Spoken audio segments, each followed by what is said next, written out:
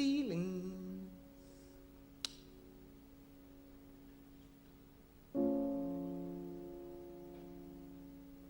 Nothing more than feelings.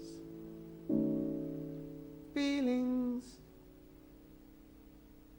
Nothing more than feelings. I wonder, are you trying to forget or to remember all your feelings of love this morning? Well, I was watching, I imagined John watching with us. John, the Rev Dr. John Wolfe, who we've been talking about this morning, who served All Souls from 1960 to 1995 and began his sermon back in the 1950s like this. In his play, The Cave Dwellers, William Saroyan tells of an old actor and actress long out of work who were living in an old abandoned theater. The old man, who had been a great comic in his time, came home one afternoon in the cold and snow with one of his feet bare. The woman wanted to know what had happened, and gradually she got the story out of him. After he had come back from his day of begging without getting so much as a single penny, he passed a fire where some laborers were sitting around drinking coffee. He looked at them hungrily, and they offered him some coffee if he could amuse them. He said, "Well, I'll make you laugh." But they said, "We laugh all the time. Make us cry." "All right," he said, "I'll make you cry." "Okay," they said, "if you can make us cry, we'll give you a cup of coffee." But then they said, "But if you can't make us cry, what will you give us?" And he said, "I'll give you my right shoe." It wasn't much of a shoe, full of holes, but it was the only thing he had to give. And he told the story of how he tried one act of pathos after another, remembered from his long past, but they only laughed. He told the woman, "I tried the act of the poor man in the restaurant, but they laughed harder. And then I tried the surefire one, the one of the orphan boy, but they laughed harder and harder still, not one tear." So he said, "I took off my shoe and I gave it to them because if I had lost my art, I did not want my shoe." Needless to say, the old man had not lost his art. It was rather those around the fire drinking coffee that had lost their hearts. And what is true of the workmen in Saroyan's play appears to be true in large measure of the rest of us. How little we are effective, how seldom our feelings are stirred. We seem to be devoid most of the time of any real emotion, or at least emotion strong enough to make us go out of our way. Or these days, this is Barbara speaking, we are so full to overflowing with overwhelming feelings of sadness and anger, consternation and concern for the fate of our country and our planet and our loved ones at times, so full of feelings that many of us have become numb. We feel helpless or hopeless, apathetic or powerless.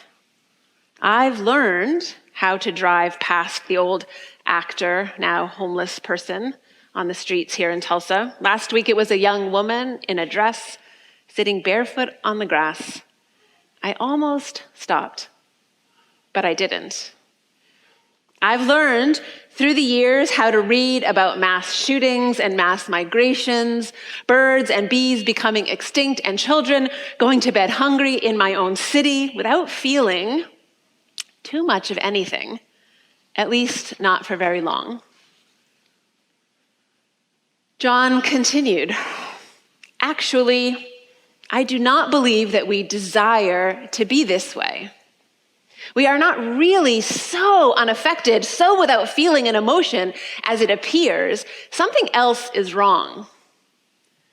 A little later, in Saroyan's play, the workmen came in with food for the people in the theater and confessed that while they laughed, Each one's heart was crying inside. But he didn't want the others to know that he had been moved, and so he laughed when he would have cried. This is part of it. Very often, our reticence, sometimes our callousness, is in reality a fear of expressing our emotions, a fear of what others might think of us. Just a few weeks ago, after speaking at the Point, a member stayed to talk with me. As she told me about her friend who was dying, tears pooled in the corner of her eyes. I said something to her about how beautiful and important her tears and her grief are. She told me she didn't cry easily and certainly never in public places like Emerson Hall. It takes courage to feel and express our feelings. Every minister knows of people who, John continued, of people who, having lost a member of their family in death, refuse to show any emotion at all. And he told this story. A member of my congregation, a member's husband, had died a month or two ago. He had been ill for so long that she had had plenty of time to get used to the idea that someday soon she would have to live without him. And she had prepared herself so well, as a matter of fact, that when it happened, and in the days and weeks following, she had kept herself in perfect control. Everyone had commented on her composure, her fortitude, but now she came to me because her nerves were completely frazzled. She said she had the strangest feeling of homesickness that she hadn't had since she was a little girl, and only one time then, but now it wouldn't go away. She told me that she was a person who had never shown her emotions, believing that to do so would show weakness of character. But now she was afraid that things were getting out of hand, and she didn't know what to do about it. Most of us have had that sort of conditioning. Countless little lessons throughout our lives have taught us to swallow our grief and to bury our anger. Try not to get your eyes all red and spoil your pretty face, mothers say to their daughters. Now, Johnny, dry your tears. Big boys don't cry, fathers say to their sons. Those words might sound outdated today, say I, but even as we break through gender barriers in the age of the Me Too movement and raise awareness of toxic masculinity, we are still learning how to, as John puts it next, to accept, process, and harness our emotions.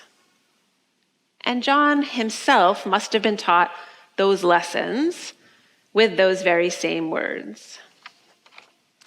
He continues. The truth is that repression has no real power to dissipate the energy of our emotions. So sooner or later, they will find some way or another of expressing themselves. Just as in the case of the woman who came to my office, they oftentimes appear in the form of deep anxiety and tension. The fact is, we must learn to accept our emotions. The old Puritan notion that feelings should always be kept hidden just will not work in this day and age. And not all our reluctance to express the mighty forces of anger, impatience, jealousy, doubt, despair, or affection, tenderness, and love can be imputed to our Puritan or punitive upbringings. Nor can the warnings of psychology that such a use of our feelings is dangerous completely settle the issue. For some of our reticence comes from the certain knowledge that if it is dangerous to repress our emotions, it is even more dangerous to express them.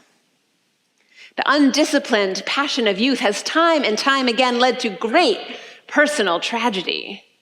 And most apparent to us today is that unbridled emotions expressed 24/7, 365 days a year on any and every social media platform manipulate the minds and hearts of people today just as effectively as they did in the past, distorting the truth so powerfully we have begun to lose sight that truth exists at all. some things do stay the same, back to John. The fact is that zealousness and fanaticism lead to tyranny and death. It was emotion that raised up Hitler and Stalin and Mussolini and McCarthy. Had there been less emotion and more common sense, fewer feelings and more reason, the disasters of the past century might never have happened. It is the excesses of emotion in matters religious, my friends, that have doubtless led many of you into this church, says John. And it has been the introduction of more emotion into this church that has moved some people away from All Souls, say I. But having acknowledged these facts, John continued, we still cannot explain away or excuse what is also a fact, that there are times when we are without compassion, without feelings, although we know that our affection should be stirred to the roots of our souls. If he were alive today, John would be reading the most recent studies in psychology on emotions, collective trauma, and healing. I'm sure of it, having inherited some of his library. The study of psychology now necessarily includes an understanding of the body as well as the brain and the mind. We don't feel things with our minds, we experience them in our bodies. And so accepting, processing, and harnessing our emotions means learning to pay attention to and getting in touch with our bodies, not just our minds. We need to slow ourselves down and learn to lean into uncertainty rather than away from it, writes Resma Menachem in his book, My Grandmother's Hands, Racialized Trauma and the Pathway to Healing Our Hearts and Bodies. We need to ground ourselves, touch the pain or discomfort inside and explore it gently. This requires building a tolerance for bodily and emotional discomfort and learning to stay present with rather than trying to flee from that discomfort.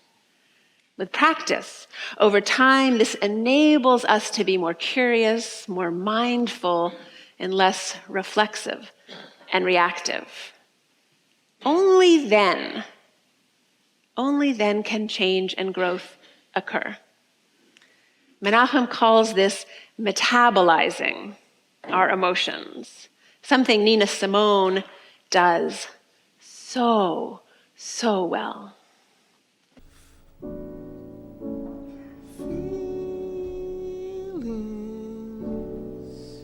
I swear of all my life. The challenges of our times, we need all our feelings. After reading and re-preaching his words, I'm confident John would agree. The great need of our country and of our people is for more feeling. These are John's words. We need to recognize and accept the fact that our emotions provide the chief motivational energy of our lives, and that, like it or not, we cannot dissipate that energy. We can only redirect it. The goal, of course, should be to grow in our ability to channel our emotions in directions that are creative and constructive. I am talking about all our emotions, not just love and compassion, but hate and anger as well. Human emotion is dangerous if it is repressed. Human emotion is dangerous if it is expressed. What we must do is harness our emotions. Yes, we need to harness them, and having harnessed them, we need more feeling in our country and more feeling in ourselves. John preached, we need more fear today. We today worry a little less about nuclear war than John and his congregation did in the 50s, but we worry a lot about the devastation and death delivered by rapid climate change, and so we need to learn how to metabolize our fear. John said we need more anger today. Continuing, there was a time when human freedom was the most important concern of all the people of the Western world. In the 18th and 19th centuries, the great project was to win freedom for all people. The great project of the 20th century seems to be to keep all men from becoming alike. The great project of the 21st century, I add, seems to be to sell all our freedoms for the privilege of unlimited consumption. We must learn how to metabolize our anger. John said we need more hate today and quoted George Bernard Shaw, who said, there are some people we ought to dislike and there are some things we ought to hate.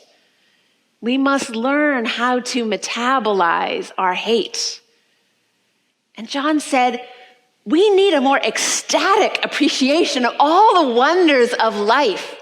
He continued, it is interesting that a characteristic of our scientific age is a strong reactionary belief in a supernatural God and in a supernatural miracle. I would argue that this is due to the fact that people have lost much of their ability to appreciate the real world about them and hence look to another world outside them. They are tainted and blind, preferring illusion to reality. As to me, John said, quoting Walt Whitman, I know nothing else but miracle. Whether I dart my sight over the housetops toward the sky, or wade with naked feet along the beach just at the edge of the water, or stand under the trees in the woods, to me, every hour of light and dark is a miracle. Every cubic inch of space is a miracle. Every square yard of the surface of the earth. What stranger miracles are there? Yes, we need a more ecstatic appreciation of the wonders of life today. And we can even learn how to metabolize ecstasy and wonder. And John said we need more love today. We have forgotten the great lesson of the Rabbi of Nazareth that the great thing is love. The most important thing in the world is not a philosophy or a system or a thing. The most important thing in the world is another human being. We can learn how to better metabolize love, how to let it in, allowing it to nourish and feed us. Love, ecstasy, anger, hate, fear, surprise, disgust, happiness, joy. These are all our feelings. Despite the misuse and manipulation of people's feelings, we must not lose heart. We must resist the dehumanization of any person or people for whatever reason. As Nina Simone said, woe to the conditions that produced a situation that demanded a song like that be written. Woe to a world that would have us disdain or deny our own tender human feelings. We feel, therefore we are human. And so we see how John arrived at his final words. Finally, and you might have known I would come to this, we need more religion, live religion. We need more religious fervor today, the might of our convictions and beliefs. We need a church that can inspire us and lead us on to new horizons, to new reaches of devotion. Somebody agrees with me. I say the whole world and all the stars in the sky are for religion's sake. I say that the real and permanent grandeur of these United States must be their religion. Otherwise, there is no real and permanent grandeur, nor character, nor life worthy of the name. We need more emotion today: anger, hate, sympathy, love, and compassion. Granted, the emotions can be dangerous. We cannot, however, wholly dissipate the energy of our emotions by sublimating and repressing them. We must harness them, harness our emotional energies, and realize the profound importance of being emotional people. May it be so. Amen.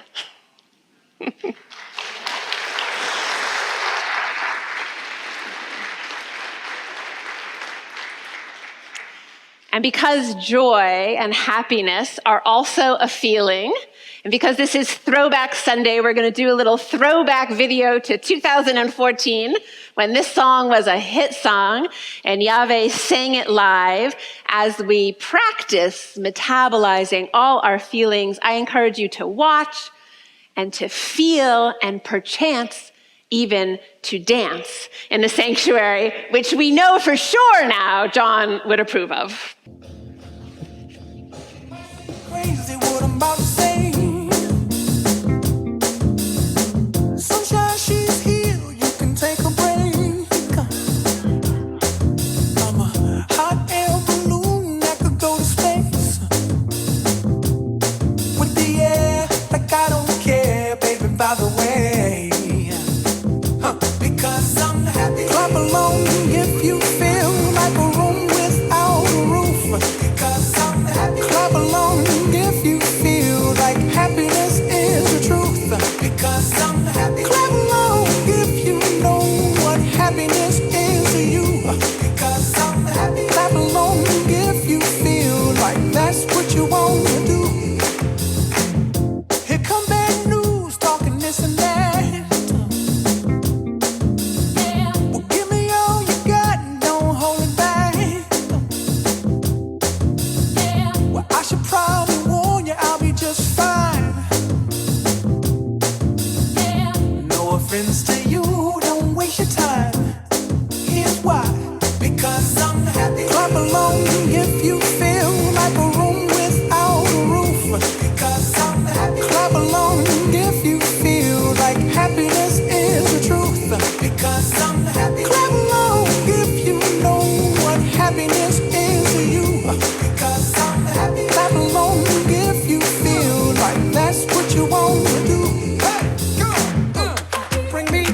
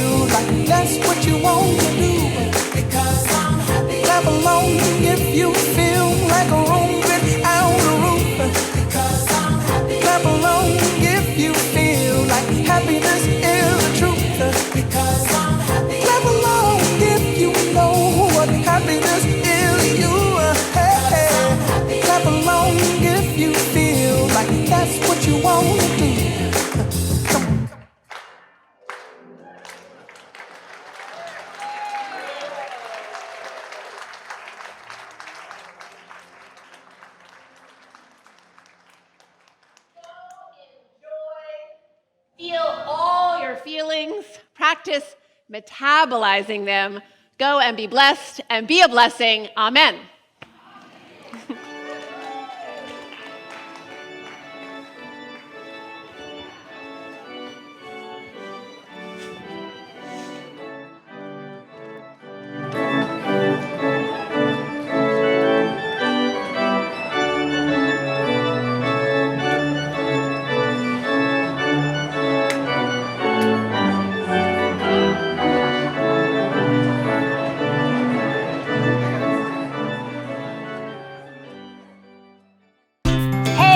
We're so happy you're visiting with us online today. We love connecting with people all across the country and around the world, sharing our powerful message of love beyond belief. There's something new happening here. You can now join All Souls as a virtual member. Our virtual membership is designed for friends who live outside of Tulsa, Oklahoma, and who want to engage with All Souls in a meaningful way. You can be part of an expanding family, a global family really, wherever you are. If you live in Oklahoma, Ohio, or Orange County, California, Canada, or Cameroon. By becoming a virtual member, you'll be able to deepen your connections with members and friends here in Tulsa and with members wherever you are. Each week, you'll receive special All Souls content tailored for you, our virtual members. Virtual members have access to pastoral care, to personal prayers, and also receive invitations to exclusive web events. You can learn more, and if you're ready, you can become a virtual member today by visiting allsoulschurch.org/virtual membership. We're grateful our ministries are having a positive impact on your life, and we want to share the good news of love beyond belief with more and more people. So no matter what, we need your support to keep this ministry growing and thriving, so please consider making a gift today. You can do so by texting Love BB for Love Beyond Belief to 73256, or simply visit our website. You are a blessing in our lives. May you be blessed. and be a blessing.